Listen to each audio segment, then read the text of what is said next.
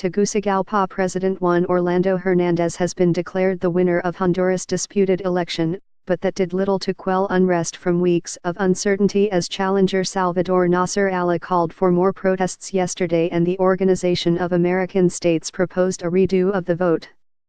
The OAS, which sent election observers to the country, issued a statement saying it was impossible to determine the outcome with enough certainty due to irregularities including deliberate human intrusions into the computer system, intentional elimination of digital traces, opened ballot boxes and extreme statistical improbability regarding levels of participation within the same department, combined with the narrow vote differential. The only possible path for the winner to be the Honduran people is a new call for general elections. Respecting democratic values and citizens is the necessary road to safeguard society from death and violence, the OAS said.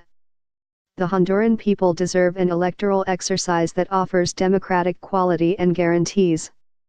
The electoral cycle that the Supreme Electoral Tribunal gave as concluded today has clearly not been that, it added. Electoral Tribunal President David Matamoros announced Sunday evening that Hernandez had won the November 26 election, saying, "We have fulfilled our obligation, and we wish for there to be peace in our country."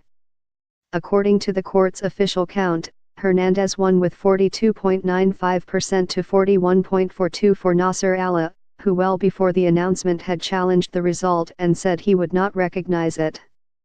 There were reports of nighttime demonstrations on main boulevards in Tegucigalpa, the capital, and other cities, and Nasser Allah's party called for more protests yesterday.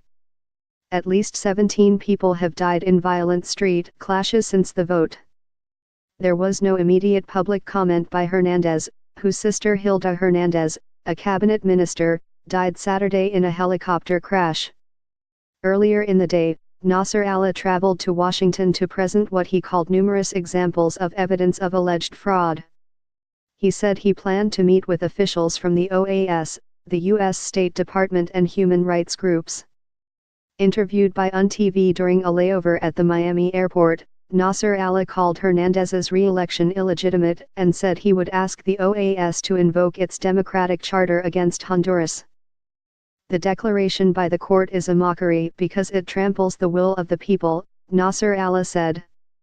He added that he was very optimistic because the people do not endorse fraud.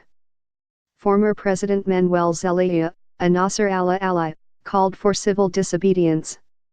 "May God take us having made our confessions because today the people will defend in the streets the victory that it obtained at the ballot box," Zelaya said. In a statement, he urged police and the armed forces to place themselves under the direction of President-elect Salvador Nasser Allah and cease operations against the election protests.